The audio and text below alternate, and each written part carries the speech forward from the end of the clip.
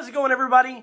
Today we're going to be taking a look at the third and final stand-up deck set for 2023 of Cardfight Vanguard Overdress.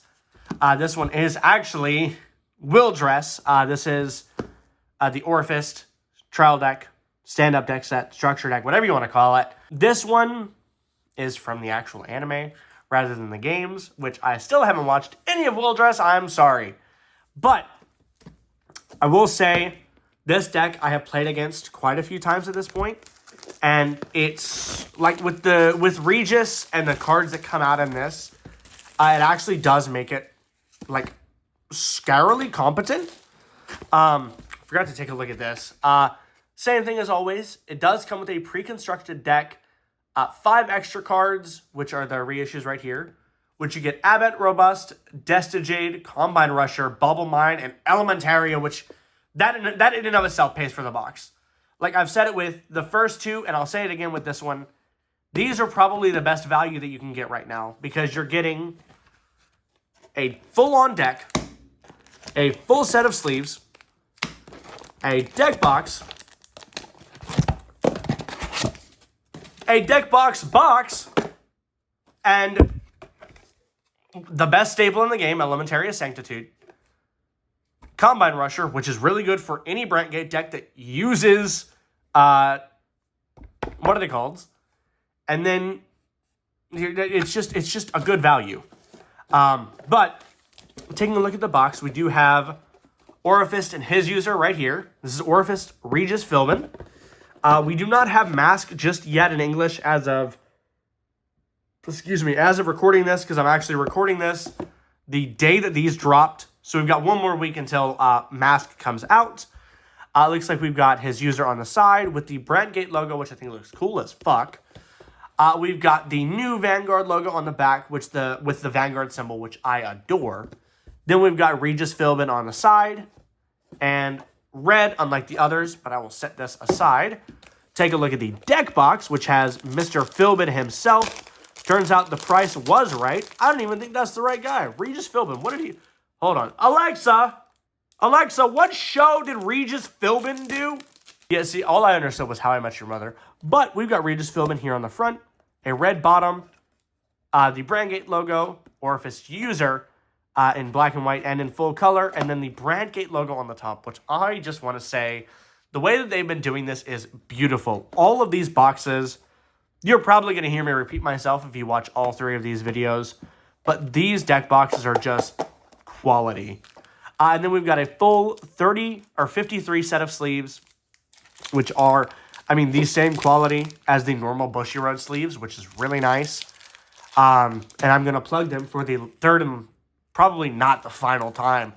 But if you do get these from a local game store, like if you're here in the Fort Worth area, Retribution Cards and Games in Fort Worth actually are doing a sale right now that if you do $75 worth of sealed product, you actually get either a free set of oversleeves or just a free set of sleeves. I did go with the thick bushy overs because BCS is in a month, and I need these. But we've got the Orfist sleeves right here, which will be going on my Orfist deck if I feel like making Orfist Mask or just Regis in general. And then we've got the deck itself, which I'll go ahead, take the cigarette wrapper off of. 1, 2, 3, 4, 5. And I will set these aside. And we'll take a look at the deck. Now, starting it off, we have 4 copies of Orfist Regis. When this unit is placed, choose 1 world card from your hand or drop and put it in the order zone for free. So, by first turn at grade 3, you have 3 orders, essentially, already. And then you can play a 4th. Then, when this unit attacks, if your world is Abyssal Dark Knight, Counterblast 1, drop a card from hand. For every 2 worlds, call a Shadow Army token, and this unit gets +5 for each. So, go ahead, set that aside. We have Cardinal Noid Cubicea for the grade 2, Cardinal Noid Arudis for the grade 1, and then the crippled cat wheelchair thing. Then we've got 4 copies of Cardinal Dragon Nuvoria, When this unit attacks, this unit gets plus 2,000 for each world in your order zone. Then when it's retired, if your world is Abyssal Dark Knight, call a Shadow Army token, which is... I think this card will be a lot better when Mask comes out, because at this point, there's not really a way for you to, retire anything from your own field. But, itty what itty. Then we've got 2 copies of Cardinal Draco Kujamid, which this one, if your world is Abyssal Dark Knight, it gets boost, and then gets intercept from back row. And then if it is Abyssal Dark Knight, you get plus 10k shield. So from the back row, you've got boosters of 10k each and can intercept from back row. So you can technically have 5 interceptors a turn. Saying you don't have 4 interceptors a turn, saying you don't have any army tokens, which kind of gross. We've got 2 copies of Cardinal Noid Grunder. When this unit's placed from rearguard from hand, if your world is Dark Knight or Abyssal, look at the top 7 cards of the deck. If you do, choose 2 worlds among them, discard them, and shuffle the deck. At the end of the battle, this unit attacked the Vanguard. If your world is Abyssal, retire and choose a world from drop and put it in hand. So this is just a way to recycle and make sure that you have your worlds. Polarix Dragon. When this unit's placed, if your Vanguard is Orfist, Soul Blast 1, choose a world card with a different card name from your order zone from drop and put it in the order zone for free. For free of a Soul Blast anyways.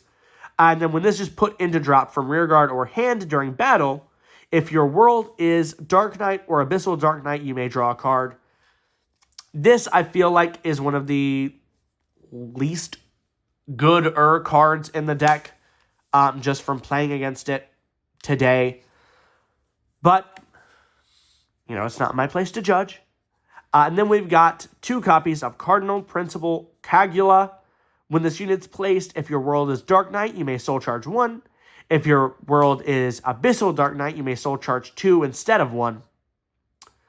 And then, if your world is Abyssal Dark Knight, Soul Blast 1, retire this and call a Shadow Army, which you do get. I put the wrong things aside. You get 5 Shadow Army tokens just straight up from this, which is really nice. I'll set those aside. I flipped the wrong 5 face up. But you've got 4 copies of Violate Dragon, which is the no-drop PG for Brandgate. 1 copy of Elder Breath, which is the over trigger. 4 copies of Star Aggression Dragon, the critical trigger. 4 copies of... Zoom in just a little. I said just a little, and it goes that far. Cardinal Draco, Barbie Man, which is another crit, and then 3 draw.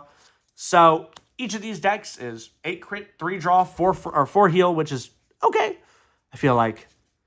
And then we've got Overcoming an Eternity. Play this with Soul Blast 2. Order Zone. If your Order Zone has only world cards, you get 1 card, your world is Dark Knight. 2 cards, your world is Abyssal Knight. Then if your Shadow Army token is placed, it gets +5 until the end of turn. Then we've got Howling Moonlit Knight. Play this with Soul Blast. When it's put into the Order Zone, draw a card. And then you get the Abyssal Knight and the Dark Knight. And then Eclipsed Moonlight, which is arguably the best one. Play it with a Counterblast. Then, when it's placed, get a Shadow Army token. And then the Abyssal Knight and Abyssal Dark Knight. And, like I said, where did I put those 4? I'll set these 4 aside. And really and truthfully, you have so many ways of getting the Shadow Army tokens already.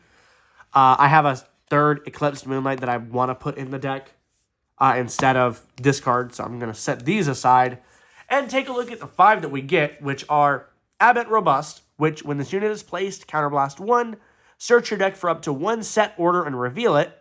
If your order zone has a card with the same name as that card, put it into hand to shuffle. Then when it attacks, choose 2 set orders with the same card name. If you chose to, this unit gets plus 10k, which is just really nice, especially in a deck when you're running multiple of the same named card. We've got Cardinal Draco Destigade. If your world is Dark Knight, it gets plus 2k. If it's Abyssal Knight, it gets 5k instead. Active on both yours and your opponent's turn. And then at the end of the battle, this unit attacked, retire 3 Shadow Army tokens and restand. This gets that multi-attack power, which is like really necessary for this deck. Then we've got Combine Rusher in common, which is just a necessity for most Brant Gate decks. And another necessity being Bubble Mine. At the end of the battle, this unit boosted. If your order zone has a set order, put this into Soul and Countercharge. So a deck that relies so heavily on Counterblast every time you want to run your Fade on somebody with Orfist or really anything. It's kind of necessary. And I got to take out one of the Violet Dragons to put in Elementaria. But with all that being said, thank you guys so much for watching the final of 3 of these here unboxings on this channel for the stand-up deck sets. If you did enjoy, be sure to smash that like button down below and stay tuned for all of the battles that we have coming up. Peace, guys.